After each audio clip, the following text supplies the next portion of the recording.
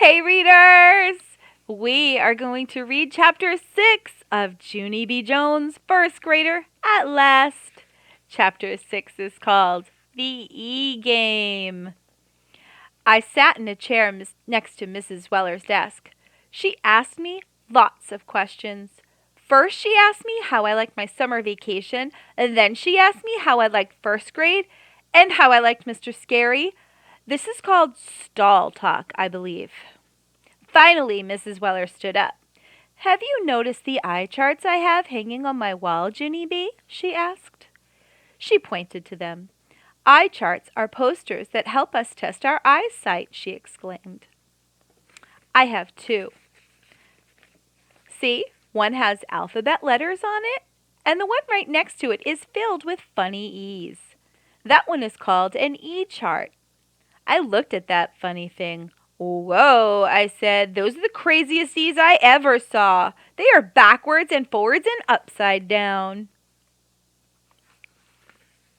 "You're right," said Mrs. Weller. "The E's are all mixed up, aren't they? And today you and I are going to play a game with those mixed up E's. It's called the E-Game." After that, Mrs. Weller got a little paper cup and showed me how to hold it over one of my eyes. "We're going to be testing each of your eyes separately," she said. "While one eye is under the cup, the other eye will be playing the game, okay?" I shrugged my shoulders 'cause what choice do I have? Sorry about my dog. Mrs. Weller showed me where to stand to play the game. Then she went back to the E chart. "All right," she said. "Now each time I point to the E's, I want you to tell me which direction it's facing. Are you ready, Junie B?" I shrugged again, and then I hid one eye behind the cup, and Mrs. Weller pointed at the first E. I pointed my finger up. "That one is facing up at the ceiling," I told her. "Good," she said. "Excellent." I felt a little better inside. Mrs. Weller pointed to the next E. "Oh, Bella, Bella, Bella, stop." Sorry about that, guys. I turned my finger down to the floor. "That one is facing down," I said. Mrs. Weller smiled and nodded. I stood up taller, 'cause this wasn't as hard as I thought. After that, the nurse kept on pointing at more E's, and I kept telling her which way they were facing.